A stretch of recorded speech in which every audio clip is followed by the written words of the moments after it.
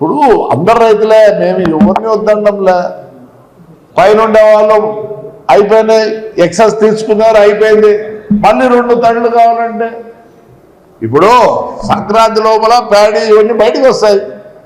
మనం కొద్దిగా ఏమంటే మొక్కజొన్న కంకి అవన్నీ వేసుకున్నాం. 50% ఫ్లో ఉంటే చాలు. ప్యాడీ ఉంటే 100% ఉండాలా.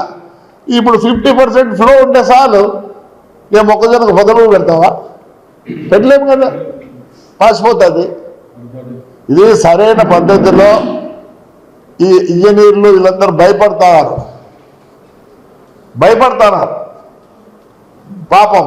ఏమంటే ఏమొస్తుందో ఏమవుతుందో ఏమో అని. అంతేగాని ప్రతిరూ ఆలోచించి చేసుకుంటే దీనికి ఏం ప్రాబ్లం కాదు. ఇప్పుడు నేను మళ్ళీ అంటున్నారు, మేము వదిలేదానికి మీరు అష్యూరెన్స్ చేయండి. వాళ్ళు ఎందుకు చెడిపోవాలి? పైన ఉండేవాళ్ళు మళ్ళీ 2 తల్లు అంటే ఇవాళకి అన్ని ప్యాడీ ఇవాళ ఇంటికి వచ్చి ఉంటుంది.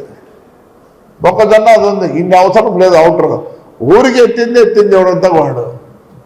యూతులు కూడా దౌర్జన్యం చేయొచ్చు, దౌర్జన్యం చేయడానికి మంచిది కాదు. అందరూ రైతులే. పోయిన 6 ఏళ్ల నుంచి అసలు లస్కరే లేడు.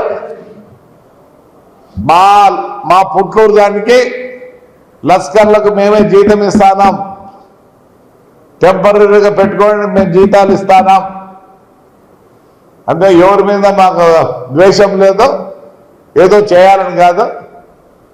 నీళ్ళు ఉన్నాయి, డిస్ట్రిబ్యూట్ సరిగ్గా చేస్తే అందరికి వస్తాయి.